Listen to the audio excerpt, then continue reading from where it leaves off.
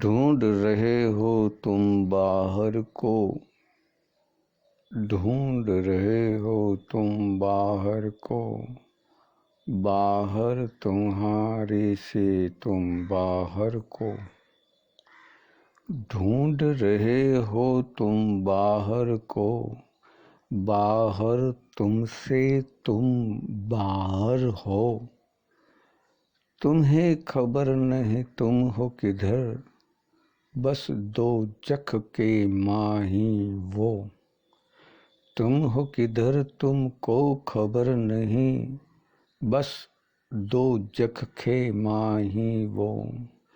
मेरा तो सब एक है विश्व, भेद नहीं मुझको जरा सो। मेरा तो है सारा एक विश्व, भेद नहीं जरा सो। क्यों बांटे ये दुनिया, क्यों बांटे ये दुनिया अपने आप को। मैं ये मैं वो, तू ये तू वो, ये वो ये, कुछ समझ नहीं आता।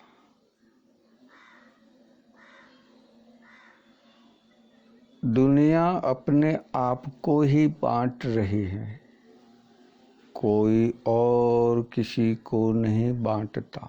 स्वयं दुनिया अपने आप को स्वयं बांट रही है। वो एक है, परंतु उसे बांटने के लिए बाध्य किया गया है। कभी अनुभव करोगे तो पाओगे, बिन अनुभव किए सब बोल देते हैं। अनुभव करते हैं वही पाते हैं, और जिसने अनुभव किया और बोल नहीं सकते ऐसा कुछ है ही नहीं जगत में। समाधि स्थिति ऐसी है जिसे शून्य कहते हैं, जिसमें मैं नहीं रहता, तुम नहीं रहते, मैं तुम हो जाता हूँ, उसे समाधि कहते हैं। परंतु इसका अनुभव तो हमें करना है। इसे शब्दों में बयां कर सकते हैं किस तरह से कि उस शब्दों में बयां होती हैं वो है पथ, पगथिया, स्टेप, राह, वे, सोच। ज्ञान किस प्रकार से पाया है। आदि काल में पतंजलि ने बताया है कि हम श्वासोश्वास पे ध्यान रखें, वो श्वासोश्वास पर ध्यान रखकर स्वयं को पा सकते हैं। कारण ये है कि हम श्वास लेते हैं तभी जिंदा हैं। पानी के बिना हम कुछ समय जिंदा रह सकते हैं, भोजन के बिना हम कुछ समय जिंदा रह सकते हैं, गर्मी के बिना हम कुछ समय जिंदा रह सकते हैं, ठंडी के बिना हम कुछ समय जिंदा रह सकते हैं, और वायु के बिना हमारी मृत्यु है। समझ में आए तो समझ लो, ये समझने के लिए है जिसे जीवन में उतारना है। जीवन में उतारोगे तो ही पाओगे। मैंने कह दिया, आपने सुन लिया और पा लिया, ऐसा नहीं है। ऐसा नहीं है कि किसान ने बोया और उसने उगाकर पालन पोषण किया, उसको लड़ा और बाजार में बेच दिया। ऐसा नहीं है कि किसी फैक्ट्री में उसका उत्पादन किया, प्रोडक्शन तैयार हुआ, पैकिंग किया, आकर्षण में लाके बेच दिया।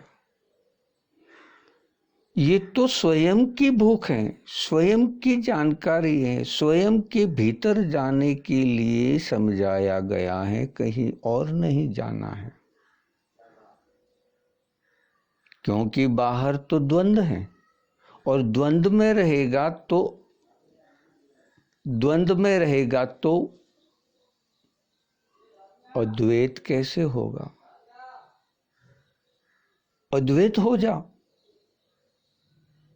जब जब तू अद्वैत होता है तब तब तुझ में परमात्मा व्याप्त रहता है।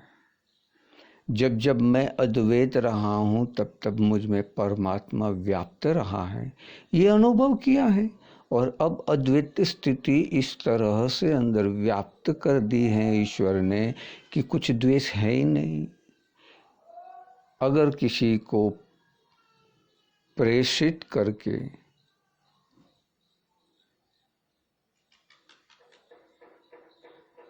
माया से, काया से, वाणी से, प्रलोभन से किसी भी प्रकार का भय, लोभ दिखाकर वो स्वीकार तो कर लेगा, परंतु अद्वैत अवस्था में वो होगा तो उसका रति भर भी कोई खराब नहीं होगा। जैसे ईश्वर, हम नित्य ही सूर्य को देखते हैं।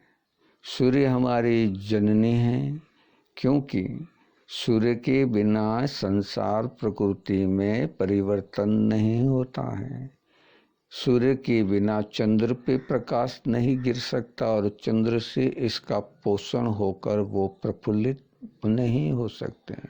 इसीलिए सूर्य हमारी जननी है कि जिससे हम जन्मे हैं। सूर्य हमारी जननी है, इसे हमने ग्रसित किया है, तभी हमने शरीर के अंदर आकर माता से विच्छेद होने की शक्ति पाई है।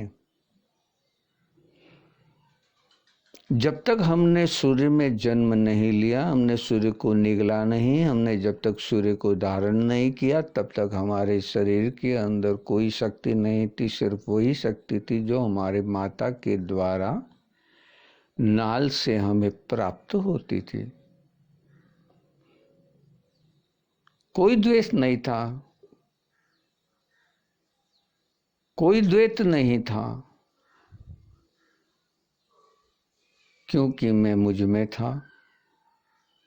जब मैंने सूर्य को निगल लिया, आत्मा इस देह में प्रवेश हो गई, तब जाकर मैंने इस शरीर के अंदर वो ऊर्जा शक्ति का अनुभव किया।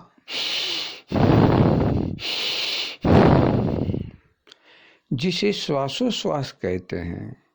श्वास हम नहीं लेना चाहें तो भी हमें लेने के लिए बाध्य होना होगा। हम प्राण को कितनी देर तक रोक सकते हैं? रोक कर देख लो। और हम प्राण नहीं भी लेंगे फिर भी हम जीवित रहेंगे। इस अवस्था को पाना समाधि कहते हैं, जो निर्विचार होकर निर्विकार होकर, निर्विकार होगे तो निर्विचार हो पाओगे, निर्विकार होकर निर्विचार होकर हमने इसको प्राप्त किया है। द्वैत से अद्वैत बने हैं, तब हम में कोई भेद नहीं है, हम स्वयं ईश्वर हैं। तुम जिस किसी को भी मानते हो वो हो तुम, परंतु देख रहा हूं कि तुम उस ईश्वर के पीछे राक्षसीय वृत्तियां और प्रवृत्तियों में व्याप्त हो गए हो। ये राक्षसी वृत्तियां और प्रवृत्तियां हमारा ही नाश करती हैं, किसी और का नहीं। कोई धर्म का नाश नहीं हो सकता। और ऐसे कई धर्म पनपने वाले हैं इस संसार में, परंतु ये सारे ही धर्म जो उदय हुए हैं वो स्व से हुए हैं। स्व से स्वर्ग होता है और स्व से स्वर्गवासी होता है और स्व से स्व यानी स्वयं होता है।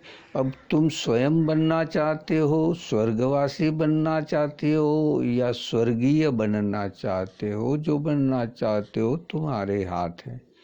परंतु ये सब पाना है तुम्हें जीते जी। मरने के बाद कोई स्वर्गवासी नहीं होता, क्योंकि कर्म ही ऐसे देख रहे हैं संसार के अंदर कि द्वैत ही द्वैत भरा पड़ा है।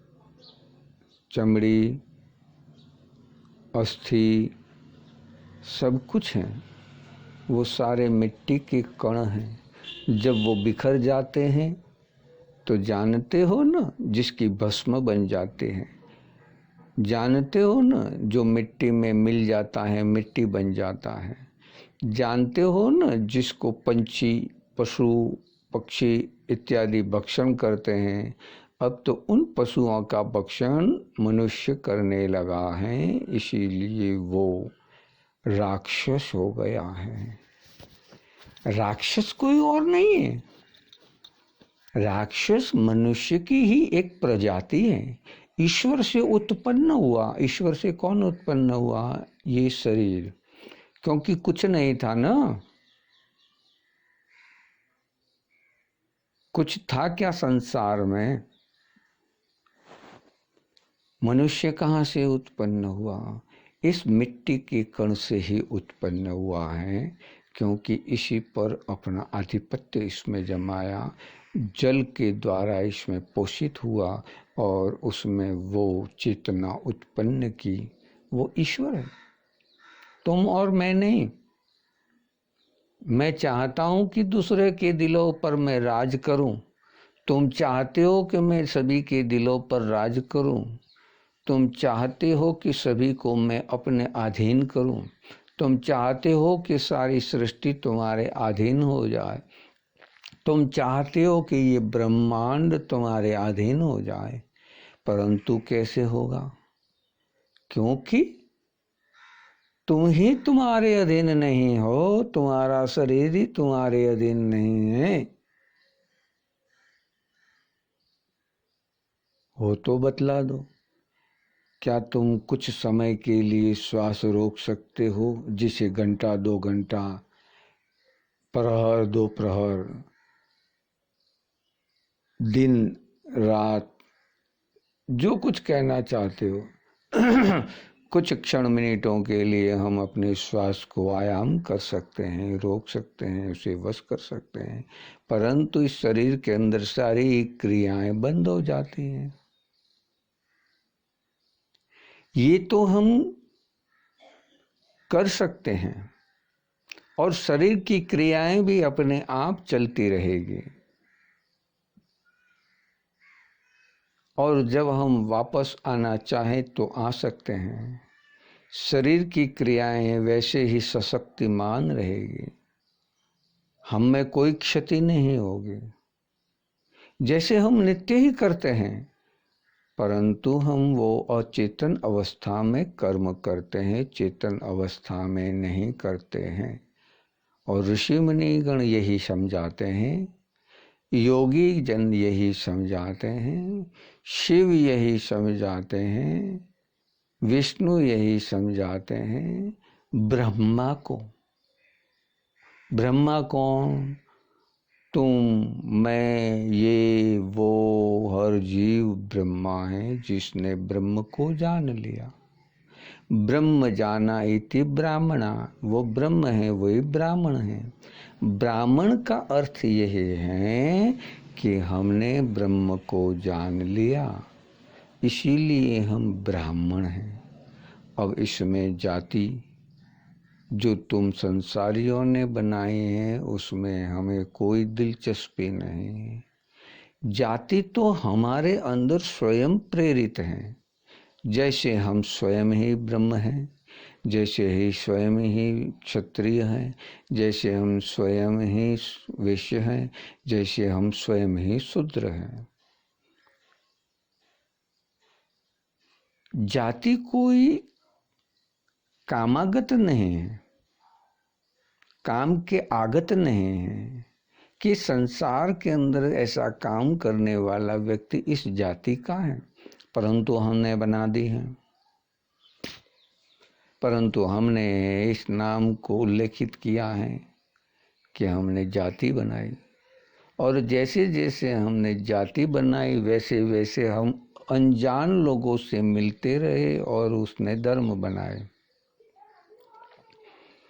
जैसे हम भारतवर्ष में रहने वाले भारतीय हैं, द्वीप में रहने वाले द्वीप निवासी हैं, जैसे अमेरिका में रहने वाले अमेरिकन हैं, ब्रिटेन में रहने वाले ब्रिटेनी अंग्रेजी, ये चीन में रहने वाले चाइनीज़, पाकिस्तान में रहने वाले पाकिस्तानी, हिंदुस्तान में रहने वाले हिंदुस्तानी, पंजाब में रहने वाले पंजाबी, राजस्थान में रहने वाले राजस्थानी, गुजरात में रहने वाले गुजराती, महाराष्ट्र में रहने वाले महाराष्ट्री।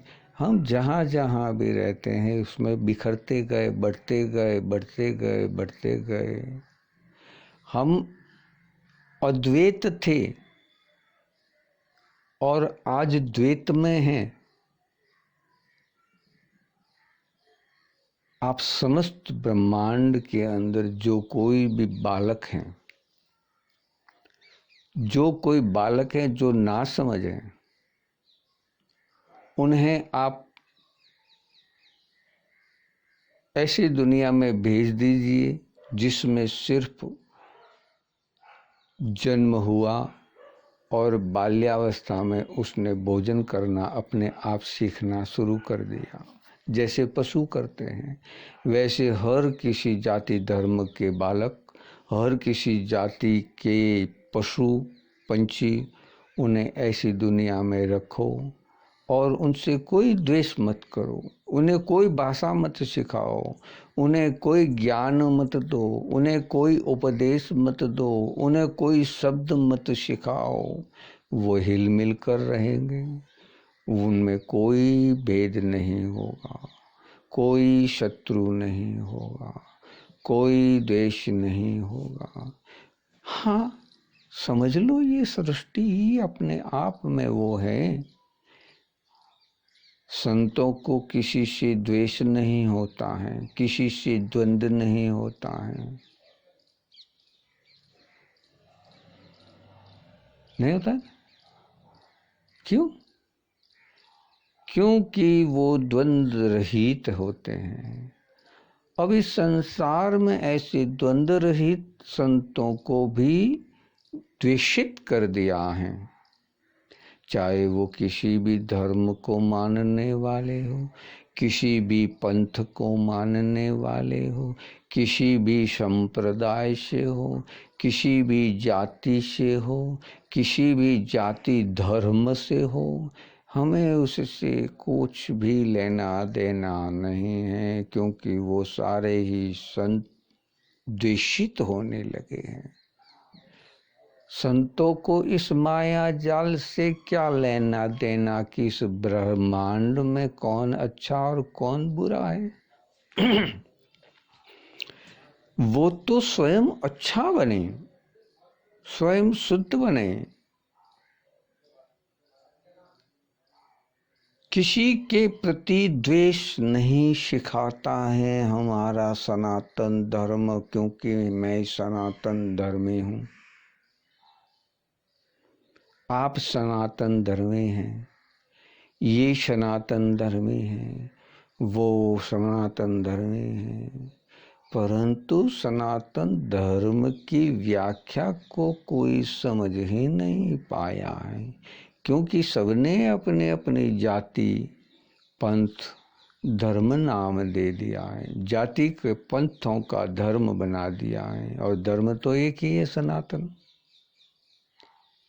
आगे समझाया है ना कि समस्त ब्रह्मांड की जितने जीव, इंडज, पिंडज, उष्मज और स्वेदज, ये 4 प्रकार की योनियां हैं, उसमें से उत्पन्न होने वाले ना समझ बालक अवस्था में जो हो जीव, उन्हें वहाँ भेज दो संसार में। ऐसी एक दो, जैसे हम जू बनाते हैं, पंछी घर बनाते हैं, उसी में भेज दो सारे को, वो किसी के कोई शत्रु नहीं होंगे।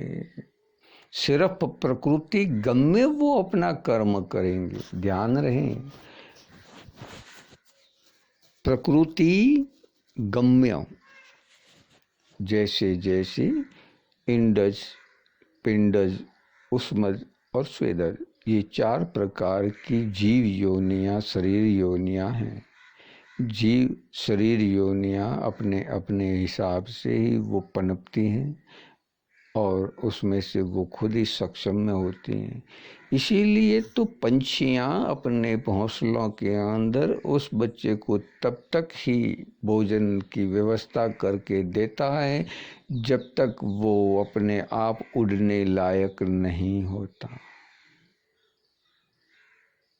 जब उन बच्चे की पंख आ जाती हैं और पंख उस परिपक्व स्थिति में आ जाती है, उस माता को ज्ञान हो जाता है, तब वो माता अपने पुत्र को उस घोंसले से नीचे गिराती हैं और नीचे गिराने के बाद वो स्वयं उड़ना सीखता है।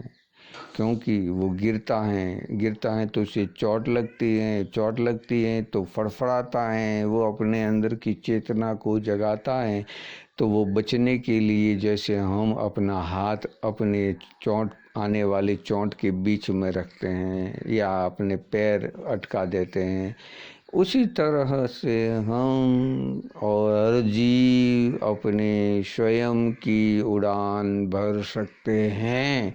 परंतु आजकल हमारे इस संसार के बुजुर्गों ने, बड़े लोगों ने, पढ़े लिखे लोगों ने, ज्ञानी लोगों ने, बुद्धिजीवी लोगों ने अपना स्वार्थ सिद्ध करना सीखा है।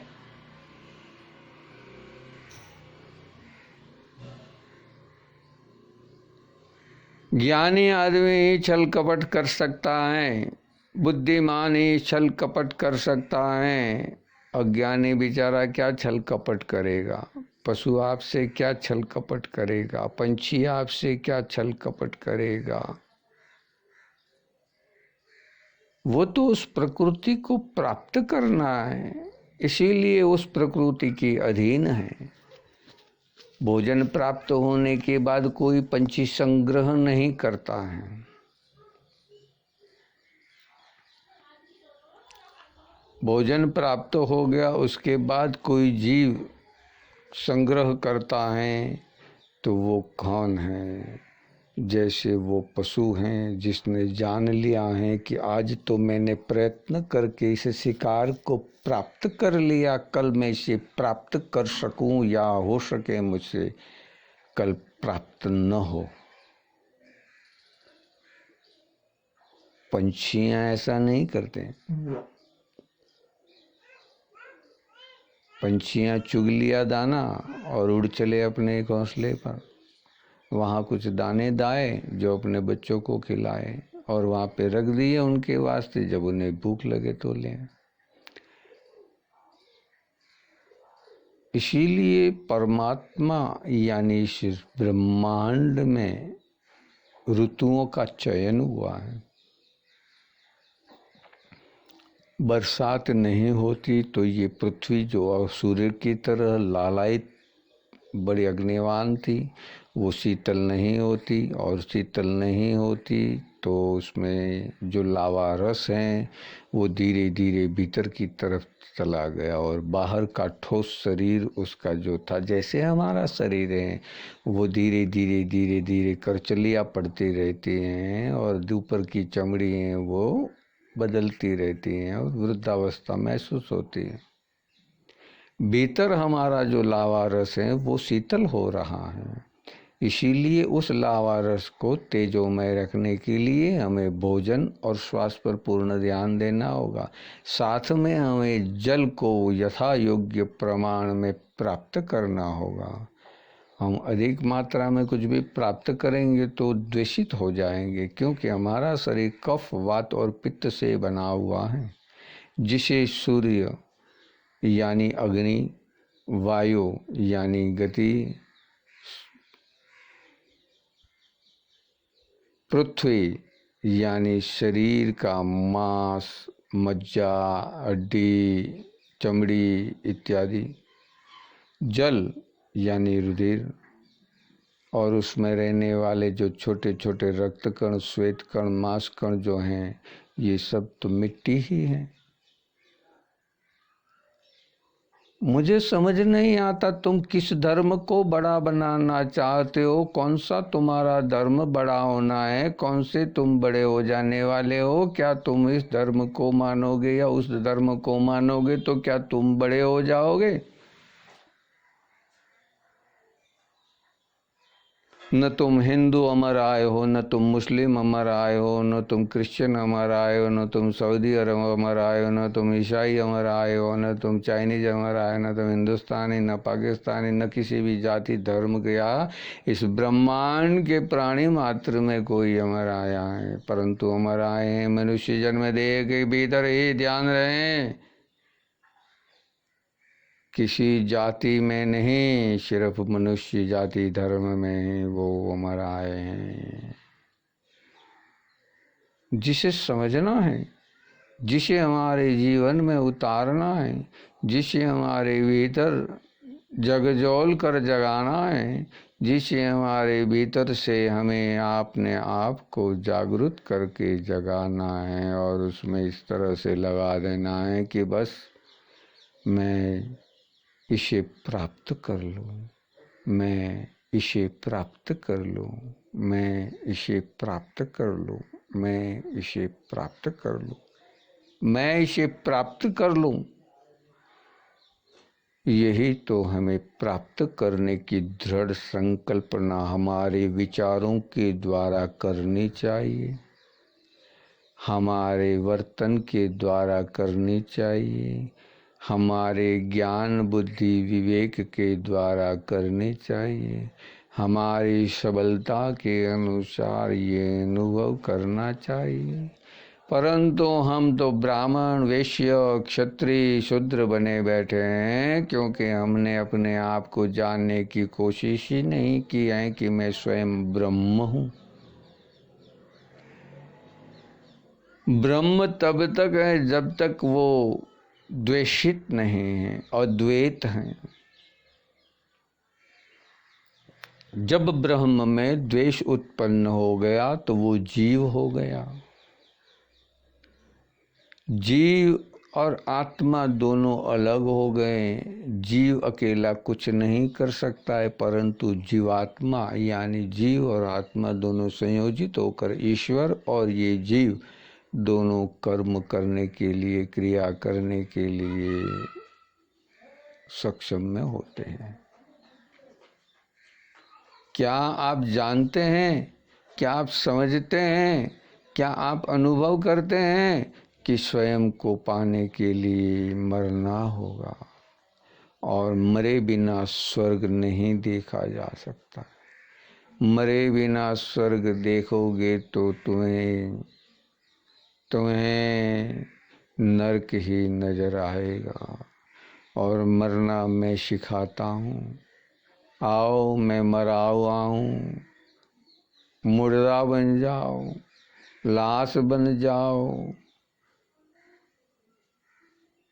हाँ, बन सकते हो। मुर्दा बन सकते हो, लाश बन सकते हो।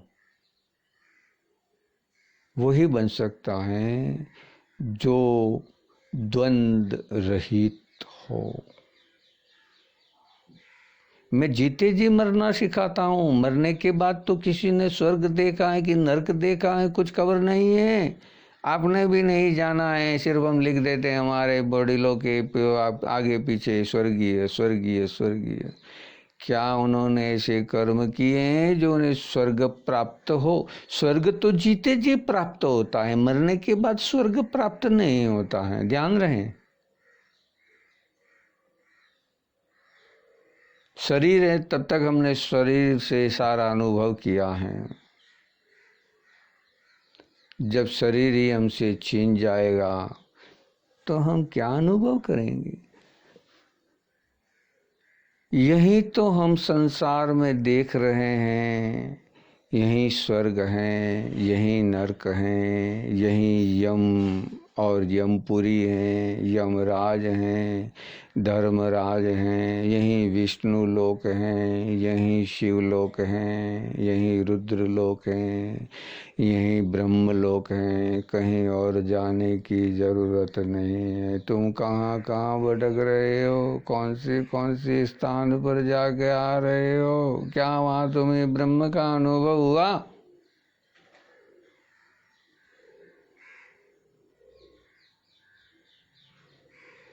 क्या तुम्हें ब्रह्म का अनुभव हुआ? तुमने ब्रह्म को देखा, ब्रह्म का अनुभव किया, ब्रह्म को जाना, ब्रह्म को जानोगे, अनुभव करोगे तो ही जान पाओगे। अनुभव करने के लिए पहले तो तुम्हें मरना होगा और तुम मर नहीं सकते हो, ये लिख कर देता हूँ। यह प्रमाणित है वेदों में, शास्त्रों में, पुराणों में, कुरानों में, बाइबल में, हर जगह ये उल्लेखित हैं कि जीते जी कोई मरना नहीं चाहता। सभी कोई ब्राह्मण, वैश्य, शूद्र, क्षत्रिय ये सारे ही होने चाहते हैं। अब ध्यान रहे, मैंने से क्षत्रिय अंत में क्यों उच्चारित किया है? क्योंकि हम ब्रह्म हैं, ब्रह्म से ब्राह्मण बने। ब्राह्मण से ब्रह्म बन जाओ तो कोई भेद नहीं है, परंतु ब्राह्मण का अर्थ है ज्ञान प्राप्त करना, बुद्धि प्राप्त करना, अच्छाई और बुराई का भेद प्राप्त करना, सत्य और असत्य से अवगत होना, ये ही तो ब्राह्मण है। और उसके बाद हमने वैश्य यानी व्यापार चालू कर दिया, विनिमय चालू कर दिया। हमने सच्चा ज्ञान तो छुपा के रखा और गलत ज्ञान को हमने जगत में प्रेषित कर दिया। सच्चे ज्ञान को तो हमने डुबो दिया और गलत ज्ञान को हमने प्रेषित कर दिया।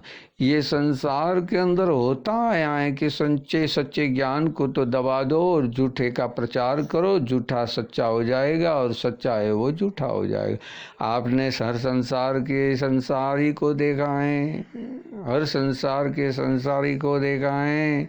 पशु, पक्षी, प्राणी, सर्पज, इंडज, पिंडज, उष्मज और स्वेदज, ये 4 प्रकार के जो शरीर योनियां हैं, इसमें हर जीवात्मा को आपने देखा है, उसने सुख और दुख पाया है।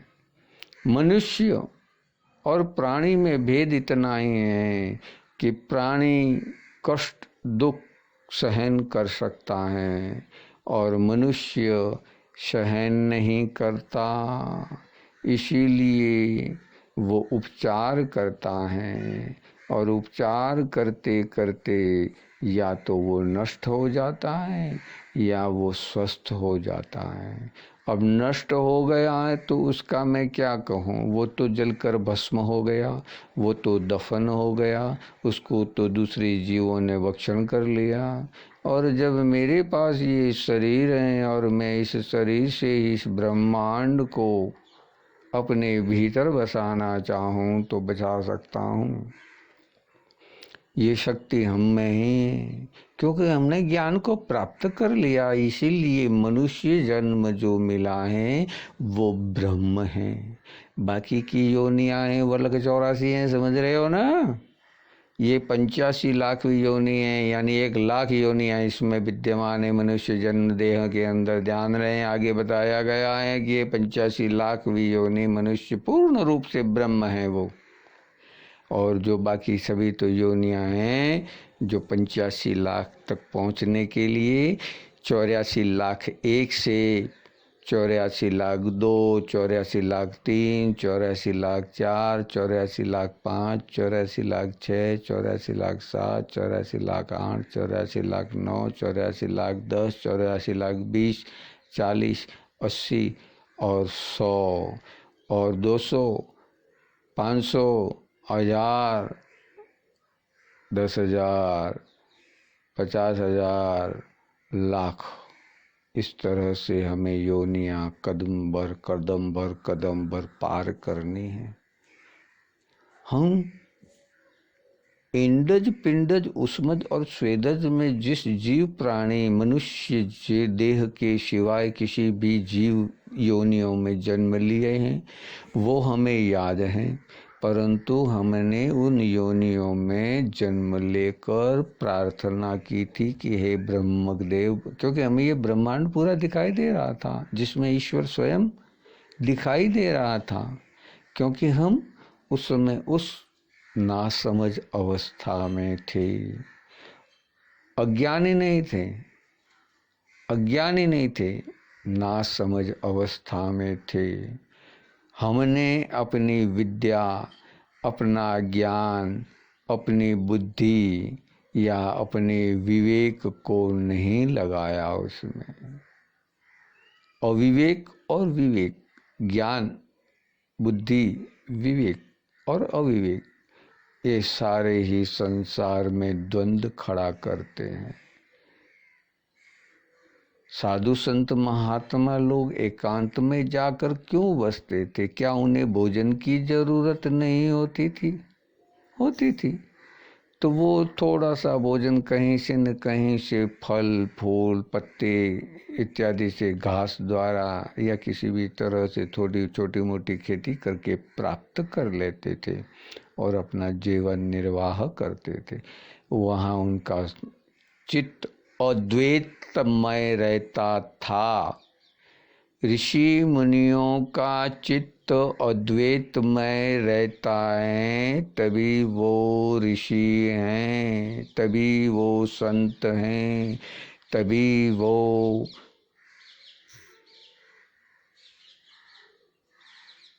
परम हंस की स्थिति को प्राप्त कर सकता है।